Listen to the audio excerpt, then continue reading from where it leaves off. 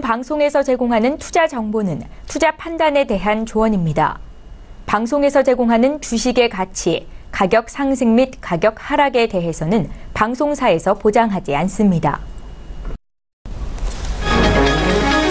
이 시각 헤드라인 뉴스입니다. 중국의 새 지도부 출범을 공식화하는 공산당 19기 중앙위원회 제1차 전체회의 일중전회가 오늘 오전 베이징 인민대회당에서 개막했습니다.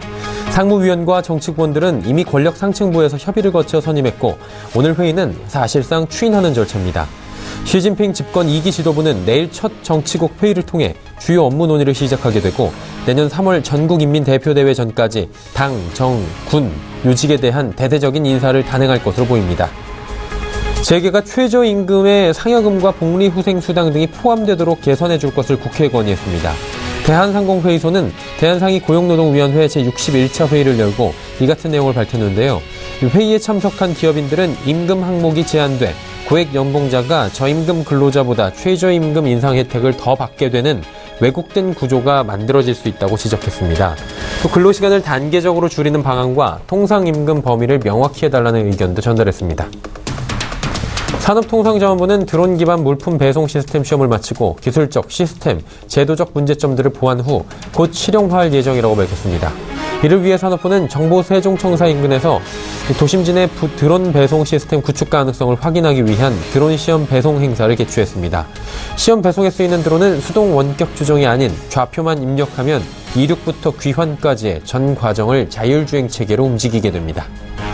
상속이나 증여를 통해 대물림되는 재산이 60조 원이 넘지만 35조 원은 각종 공제 혜택으로 세금을 내지 않는 것으로 나타났습니다. 상속세는 기본 공제액 2억 원에 배우자가 상속인이면 최소 5억 원 이상의 배우자 공제가 적용됩니다. 증여세 역시 배우자에게서 받으면 6억 원까지 공제해주고 있습니다.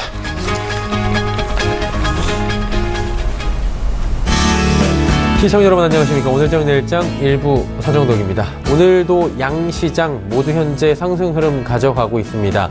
코스피 시장은 상승폭이 좀 적긴 하지만 2,500선 전고점을 뚫기 위해서 다시금 힘을 내고 있고요. 코스닥 시장은 조금 더 상황이 좋습니다. 특히나 장 초반의 부담감 때문인지 코스피는 좀 주춤하는 모습 보였는데 오후 들어서 다시금 2,490포인트 후반에서 움직이고 있습니다.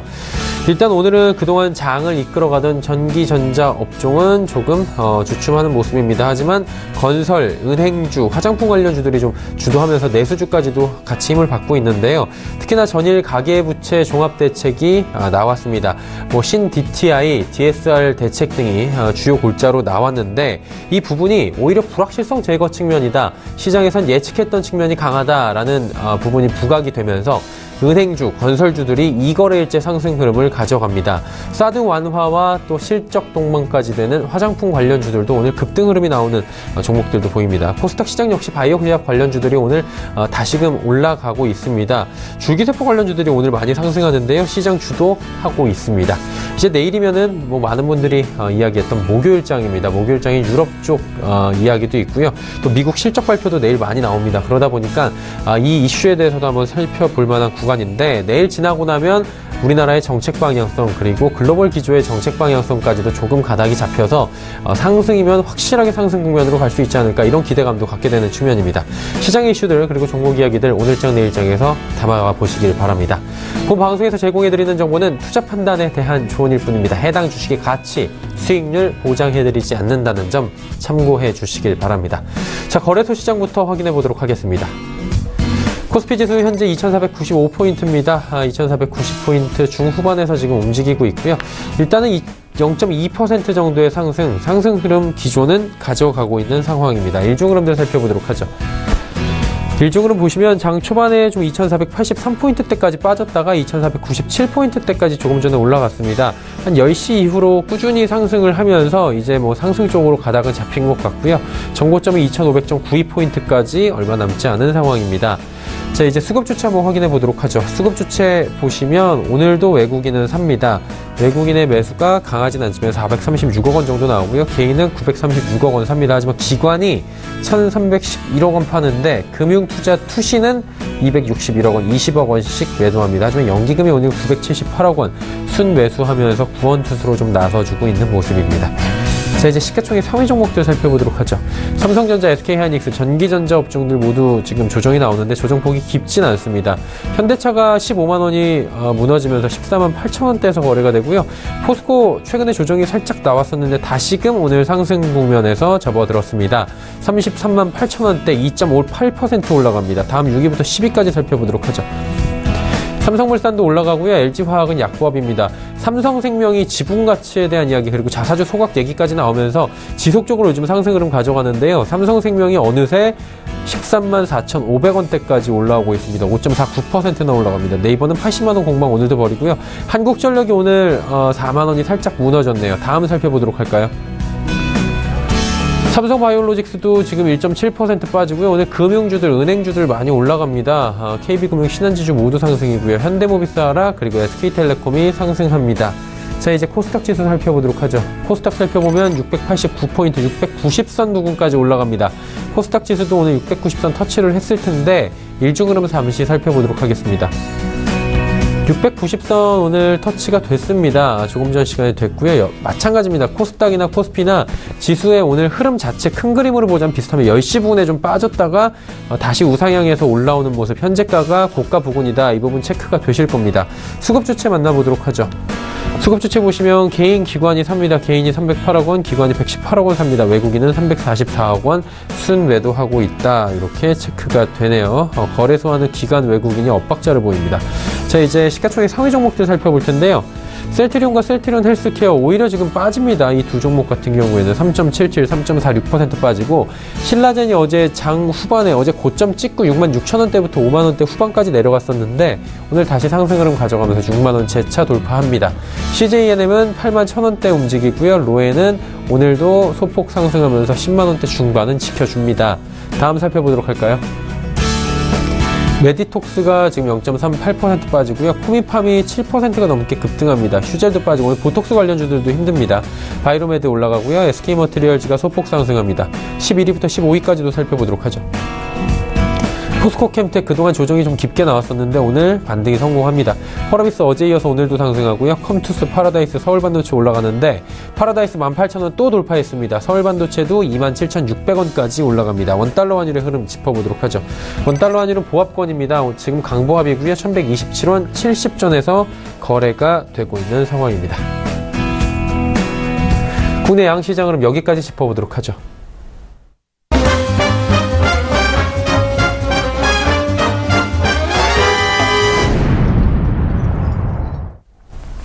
오늘장 이슈들 짚어보도록 하겠습니다. 대신증권 투자전략팀의 이경민 팀장입니다. 팀장님 안녕하십니까? 예, 안녕하십니까? 코스피가 2,500포인트를 살짝 찍고 지금 2,400선 후방에서 매일같이 이렇게 공방을 벌이고 있습니다. 상승폭이 좀 둔화가 됐다라고 많은 분들이 보시는데 일단 고점에 대한 불안감일까요? 아니면 부담일까요? 어떻게 보십니까? 코스피 2,500이라고 하면은 라운드 지수대이자 그리고 12개월 포워드 PER 기준으로 한 9.5배 수준이거든요. 그렇다 보니까 레벨업하기 위한 진통 과정이 전개 중이다라고 생각을 하고 있습니다. 다시 말씀드리면 코스피 2,500선에 맞닿은 상황에서 실적 시즌을 앞두고 다소의 경계 심리가 유입되고 있는 것이 아닌가라는 생각을 하고 있는데요.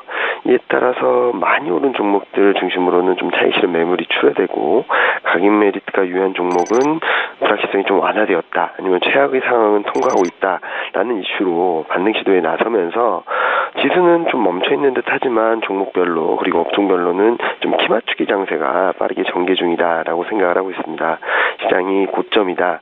이제 꺾일 거다라는 의미가 아니라 시장이 상승하는 과정에서 자연스럽게 나타나는 물량 소화 과정 그리고 순환매 과정으로 판단을 하고 있습니다. 정부의 가계부채 종합대책 어제 발표가 됐습니다. 1시 30분에 발표가 됐는데 일단은 집에 대한 투기를 근절하겠다라는 측면에서는 긍정적인데 시장에서는 이미 예측했던 부분이다. 그리고 예상치와 부합한다 정도로 건설주, 은행주가 강세를 지금 이어가고 있는데 당초 예상과는 흐름이 좀 다르지 않습니까? 좀 빠질 거라고 예상했는데 말이죠.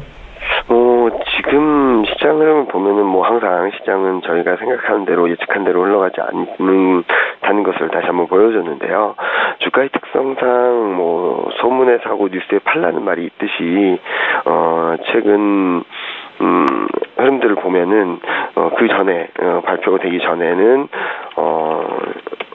좀 경계감이 높았고 주가가 많이 밀렸다가 시장이 예상했던 만큼의 제재 그리고 대책이 나오자마자 시장 건설, 은행 가장 피해 업종이라고 생각했던 건설, 은행 업종이 강한 반등세를 보이고 있는데요.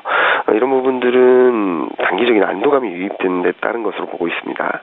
그렇지만 정부의 부동산 규제 그리고 부채 억제라는 정책적인 스탠스는 여전히 유효한 상황이거든요. 단기적으로 워낙 눌리는 데 따른 되돌림 과정은 좀 더 이어질 수는 있겠지만 이런 흐름들이 추세적으로 변할 가능성은 높지 않다라고 생각을 하고요. 이번 주 다음 주를 지나면서 시장이 좀 안정을 잡고 그리고 IT가 좀 단기 매물 소화 과정을 거치고 좀 반등 시도에 나선다면 오히려 이들 업종들은 안도감에 급반등을 했다가 다시 조금씩 정체되는 그런 흐름을 보이지 않을까 예상을 하고 있습니다.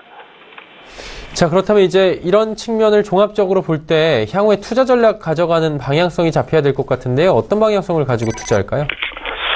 오늘 코리안 시리즈가 개막되긴 하는데 제가 말씀드리고 싶은 것은 어떤 이런 순환매장세에서 이렇게 저렇게 흔들리기보다는 그러니까 하나의 이슈, 주도주면 주도주, 단기 낙폭과대주면 낙폭과대주 이렇게 좀 하나의 그 스킴을 갖고 투자를 하시면 좋을 것 같은데요. 제가 추천드리는 것은 흔들릴 때마다 주도주를 담자라는 말씀을 드리고 싶습니다. 사상 최고치 행진 국면에 있어서는 주도주의 매매 집중률을 높일 필요가 있다라고 생각을 하고요. 지금 소외주들이 좀 단기 반등 시도가 나오곤 있지만 이런 흐름들은 추세적으로 변하는 흐름이라기보다는 어느 정도 키 맞추기 차원에서의 반등 이후 다시 조정 과정을 거치지 않을까라는 생각을 하고 있습니다. 따라서 IT 그리고 정책 수혜주가 흔들릴 때마다 비중을 확대하면서 충분히 오버웨이 전략을 유지하시는 것이 좋을 것 같고요. 시크릿컬이나 금융주 같은 경우 그리고 최근 들어서는 건설주 같은 경우는 단기 트레이딩 관점에서의 접근이 유효하다라고 생각을 하고 있습니다. 네, 알겠습니다. 대신증권 투자전략팀의 이경민 팀장과 함께했습니다. 팀장님 고맙습니다. 네, 감사합니다. 이슈 칼럼 이어가도록 하겠습니다.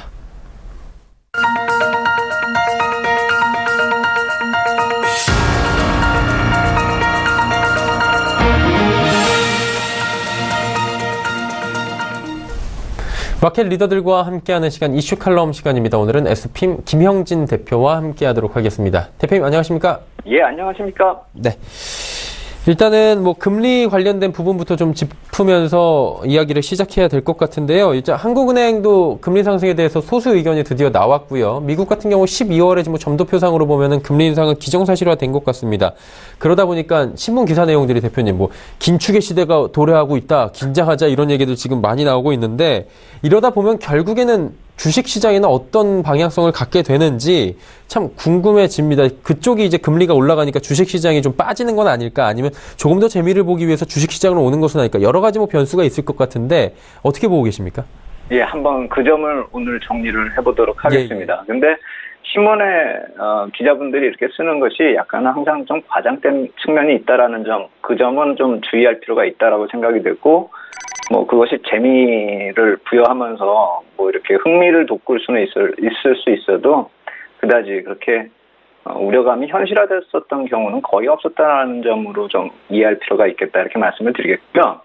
지난주에 금통위하고 더불어서요. 어제 가계부채 대책 그리고 이번 주 이제 후반 내일부터는 22 통화정책회의가 있고 다음 주에는 FOMC 회의 이렇게 금리하고 관련되는 그런 긴축과 관련된 이벤트들이 줄줄이 지금 연속되고 있기 때문에 금리 쪽에서 반응이 좀 나타나고 있고 그래서 시장에서 관심을 좀 많이 받고 있다. 그러니까 또 그러한 얘기들도 나오고 있다. 이렇게 보시면 될 것 같고요. 그런데 자산시장 쪽에서의 반응을 좀 잘 살펴보면 해외 쪽이나 우리나 이 정도는 예상됐고 또 견딜만 하다라는 반응이 나타나고 있다고 보는 것이 맞을 것 같다라는 생각이 듭니다. 우리 쪽을 먼저 살펴보면요. 10월에 금통이 지나면서 국내 금리가 좀 상승이 과거보다 좀 세게 나타났다 이렇게 볼 수가 있겠는데 이제 11월에 금통위가 올해 마지막이지 않습니까? 11월 말이요.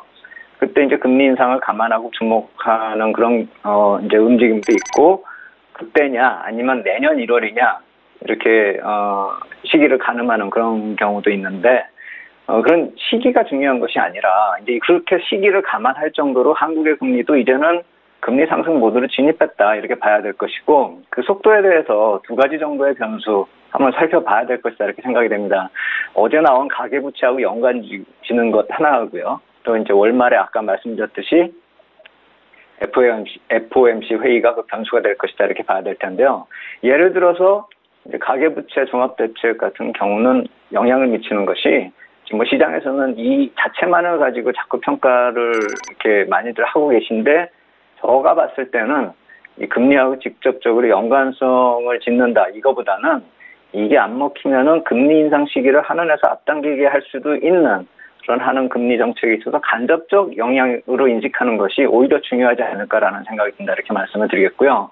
어차피 건설 업종의 움직임이나 금융 업종의 움직임을 놓고 봤을 때 이러한 정책이 효과적으로 어떤 규제가 잘 먹혀 들어가면서 자산 시장을 위축시킬 것으로 보는 것이 아니라는 점을 생각해 본다면은 큰 부작용을 생각하기보다는 간접적인 영향 정도를 한번 중요하게 볼 필요가 있지 않을까라는 생각이 든다 이렇게 말씀을 드리겠고 금리의 문제는 한국뿐만이 아니라 미국 국채 금리도 동반해서 지금 상승하고 있는 그런 상황입니다. 그 12월에 FOMC 회의 때 이제 금리 인상을 할 것이다라는 것을 그대로 반영하고 있다 이렇게 봐야 될 텐데 그 가능성이 점점 시간이 갈수록 높아지고 있는 그런 모습이죠. 그리고 또 연준 에서 이제 인사가 이루어지는 데 있어서 매파 쪽 인사가 또 가능성이 많이 커지고 있다라는 점도 이러한 금리 인상을 또 어느 정도 만들고 있다 이렇게 봐야 될 텐데 중요한 것은 10월말 국채금리가 7월 이후에 박스권 상단 2.4%를 넘어서면서 2.4%대에 이제 본격적으로 진입한 그런 모습인데 이 박스권 벗어나면 한번 살펴보자 이렇게 말씀을 드렸죠. 한번 살펴보면은요 이것을 보는 시각이 두 가지죠. 이제 경기 회복 때문에 이런 일이 금리가 올라간다 이렇게 보는 거하고 하나는 정책의 긴축의 부작용이다. 이렇게 상반된 두 가지 경우인데 한번 이 두 가지 경우에서 어느 쪽이 맞는가를 생각해 보기 위해서 생각을 좀 지금 흐름을 생각을 해본다면 이 펀더멘탈 같은 경우가 제가 지난주나 지지난주에도 말씀드렸던 것이 우호적 환경이 지속되고 있다 이렇게 말씀을 드렸는데 그것이 변화되는 게 없고 만약에 그게 변화된다라고 한다면 달러 흐름이 안전자산이 좀 강세를 많이 보이거나 뭐 이러겠죠. 근데 그것이 아니라 달러 같은 경우가 박스권이 유지되고 있고 또 금리가 상승하는 이 각도가 이렇게 가파르지가 않다라는 것이죠. 차근차근 올라가고 있다라는 거. 결국 시장이 인식하고 있는 정도의 흐름이다라는 것이죠. 우리가 작년에 미국 대선 흐름 이후에 한번 수직으로 이렇게 올라왔었던 아무도 예상하지 못했었던 그런 상황이기 때문에 매물이 매물을 부르고 손절이 손절을 부르는 그런 패닉 셀링이 나오는 그런 상황이라고 한다면은 지금도 이것이 좀 위험하다거나 무슨 부작용이다 이렇게 표현할 수가 있겠지만 그것이 아니라 시장이 인식하고 있던 것이 서서히 반영되고 있다라고 한다면 현재의 흐름을 부작용으로 보기보다는 경기 회복하고 동반되는 그런 흐름으로 인식할 필요가 있겠다 이렇게 생각이 되고요. 그렇다면 자산시장의 부담보다는 오히려 긍정적이다 이렇게 봐야 되겠죠. 그래서 지나간 일은 이렇게 좀 긍정적으로 해석이 가능하다 이렇게 말씀을 드리겠는데 한 가지 주의할 점도 동반해서 말씀을 드리겠습니다. 이 향후 일정을 놓고 봤을 때 이제 내일부터 22 통화정책회의 시작되죠. 지난번에 22 통화정책회의 때 그리고 또 그 다음에 잭슨홀 미팅 지나면서 긴축의 어느 정도 가능성을 거의 기정사실화하고 있죠. 그리고 월 말에 특별한 그런 정책 결정이 나타나진 않겠지만 FOMC 회의가 자리 잡고 있다는 그 자체가 어느 정도 긴축 이슈를 지속할 수 있기 때문에 이러한 면들은 결국 뭐와 연관이 되면 아까 말씀드린 그런 달러 강세 요인 그리고 또 반전할 수 있는 그런 요인이 공존하고 있다는 것이죠. FOMC 회의 그 일정에 맞춰서 또 국채 입찰 일정도 또 빡빡하게 월말에 자리 잡고 있습니다. 그렇기 때문에 뭐 어떤 22쪽에서 어떤 회의가 나온다, 결과가 나온다 해서 달러가 무조건 약세로 갈 것이다. 그렇게 볼 것이 아니라 달러가 약세가 나타났다. 또 강세로 반전할 수 있는 그러한 요인이 공존하고 있다는 점 좀 주의할 필요가 있다. 결국 뭘 말씀을 드리냐면 펀더멘탈은 우호적인데 지금 이벤트상으로 단기 변동성 이게 확대될 수 있는 것이고 결국 변동성이 확대된다 하더라도 단기에 마무리되고 다시 원위치될 가능성이 크기 때문에 약간 주의할 점 정도로 인식하고 넘어갈 필요가 있겠다 이렇게 말씀을 드리겠습니다. 네. 그렇다면 이제 실적 시즌 얘기도 한번 여쭤보도록 하겠습니다. 오늘 LG 디스플레이 실적 발표도 지금 나왔었고요.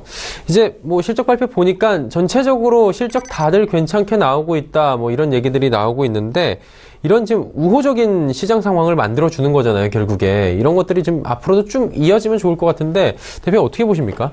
예, 이번에 실적 시즌은 지난번까지 이렇게 나타났었던 그런 흐름보다도 오히려 좀 좋게 흘러가고 있다라고 생각이 됩니다. 그러니까 지수는 계속 좀 장중에 밀리고 하는 그런 모습이 나타나고는 있는데 그것을 나쁘게 볼 필요가 없다라고 생각이 되고 그것에 대한 이유를 한번 말씀을 드리겠습니다.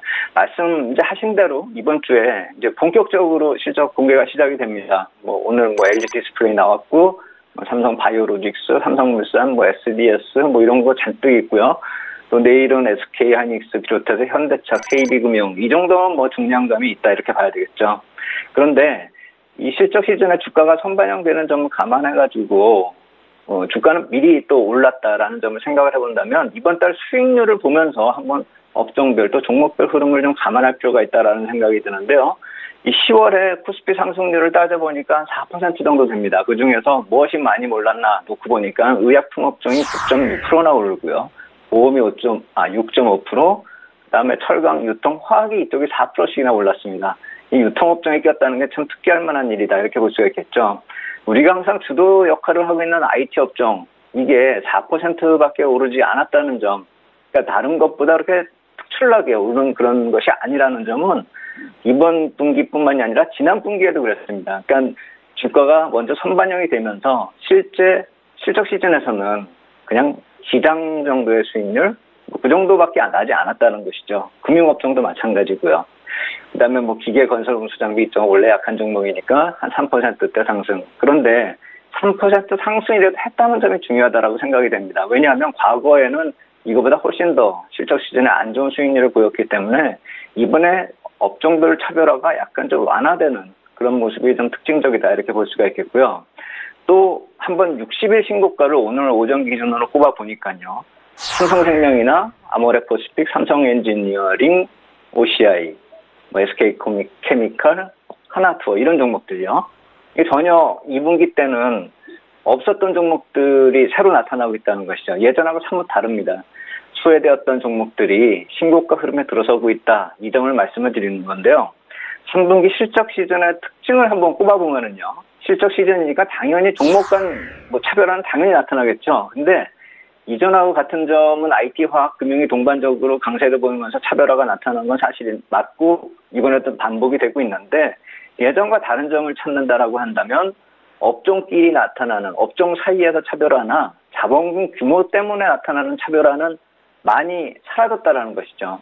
60일 신고가 흐름에서 놓고 보면은 그것이 더더욱 잘 나타나고 있고요. 뭐 중국 관련된 악재 이런 것들이 소멸되면서 나타났었던 턴어라운드 쪽에서 실적이 좋아지는 그런 종목들이 이런 60일 신고가를 만들고 있다라는 점이 이번에 좀 의미가 있는 그런 흐름이다. 이렇게 말씀을 드릴 수가 있겠고 더 중요한 거는 제가 몇 가지 예를 들면서 말씀을 드리겠는데 이 실적 턴어라운드 종목 중에서 개별 종목이 강세를 띠는 그런 종목들이 나타나고 있습니다. 예전하고는 전혀 다른 그런 형태거든요. 그러니까 유통업종으로 분류가 되고는 있지만 유통보다는 이 음식료라고 봐야 되는 뭐 식자재 공급업체라든지 뭐 단체 급식하는 그런 기업들요. 종목명까지는 얘기 안 하겠습니다. 그리고 또 뭐 건축과 관련된 그런 업체인데 이게 유통으로 또 분류되는 그런 건자재 기업들 이런 점들이 이런 종목들이 기업들이 또 강세를 보이고 있다는 점이 참 특징적이다. 이번에 실적 시즌요. 그리고 의료 정밀 쪽이 아까 의료 업종처럼 강세를 많이 보였는데 이 중에서 또 임플란트 쪽이 좀 끌고 가는 그런 모습이고 이게 신고가 흐름에 직면하고 있는 그런 모습이죠. 이렇게 알게 모르게 강세를 보이는 종목들이 동반되고 있다라는 점. 그 점이 이번 실적 시즌에 좀 특징적이다 이렇게 볼 수가 있겠고 종목 수가 그렇게 많지는 않습니다. 그런데 그 면면이 다양해졌다라는 점을 주목하면서 또 이것이 실적 시즌에 실적 호전에 기반을 두고 있기 때문에 4분기까지도 이어질 가능성이 크다라는 점에서 주목할 필요가 있어 보인다 이렇게 말씀을 드리겠습니다. 네. 그렇다면 이제 이런 뭐 4분기까지 지속이 될 수도 있는 종목들도 있고요. 이런 분위기를 또 잘 타야 될 것 같은데 전략 어떻게 가져가는 게 좋을까요? 2분기 실적 발표 이후에 제가 그 모습을 보면서 이번에도 좀 주의하자고 한 점이 지난주에 말씀드렸듯이 삼성전자로 시작해서 SK 하이닉스로 끝난다라는 그 IT 업종의 흐름, 이것이 이번에는 약간 좀 틀리게 나타나고 있습니다. 시장에서 어느 정도 장중에 소화를 하든지 그 점 자체도, 그러니까 반락하는 점 자체도 선반영이 되고 있다는 측면을 좀 주목할 필요가 있습니다. 뭘 말씀을 드리냐면 실적 발표 이후 후유증이 이번에 좀 덜 할 수 있다는 점. 그러니까 지금 시장이 계속 답보 상태, 지수는 답보 상태인데 그것이 안 좋은 것이 아니라 장중 등락이나 선반영되고 있다는 점으로 좀 인식할 필요가 있겠다, 이렇게 말씀을 드리겠고요. 다만 이런 긍정적인 흐름 속에서 내일 이후에 월말까지는 이 국내외 단기 변수들이 약간 좀 변수를 급등락을 만들 수가 있겠죠. 그렇다면 조정이 나타날 경우에 매수 기회를 좀 활용할 필요가 있겠고, 아까 말씀드린 대로 그런 대상들은 분기 실적뿐만이 아니라 연말까지도 좀 강세가 전망이 되는 기존 주도주하고 더불어서 실적이 좀 괜찮게 나오고 있는 개별 실적 후전 종목들, 이런 종목 쪽으로 관심 종목 슬림화해서 접근 전략 지속할 필요가 있겠다, 이렇게 말씀을 드리겠습니다. 네, 오늘도 좋은 말씀 잘 들었습니다. SPM 김형진 대표와 이야기 나눠봤습니다. 대표님 감사합니다. 감사합니다. 자, 이제 1부 여기서 마무리하도록 하고요. 잠시 뒤 2부 예고를 좀 해드리도록 하겠습니다. 2부 전에 저희가 조금 전에 함께한 SPM 김형진 대표의 이슈 칼럼을 좀 정리를 해드리고 2부를 좀 예고를 해드려야 될 것 같습니다. 화면으로 만나보시죠.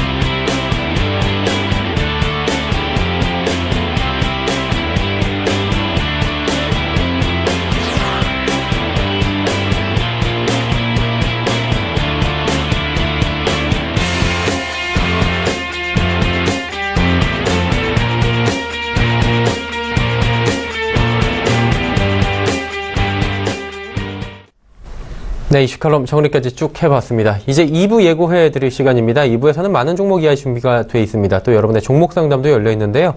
100원의 정보 이용료 추가된 샵 0082번을 통해서 종목 상담 남겨주시면 됩니다. 두 분의 전문가분들과 함께 하도록 하겠습니다. 유한타증권 은평지점의 지문상 대리, 하나금융투자증권 설릉금융센터의 송동현 팀장 두 분과 2부에서 돌아오도록 하겠습니다. 고맙습니다.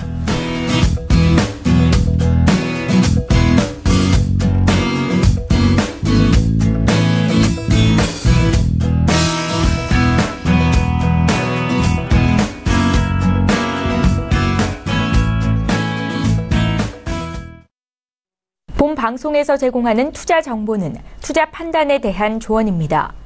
방송에서 제공하는 주식의 가치, 가격 상승 및 가격 하락에 대해서는 방송사에서 보장하지 않습니다.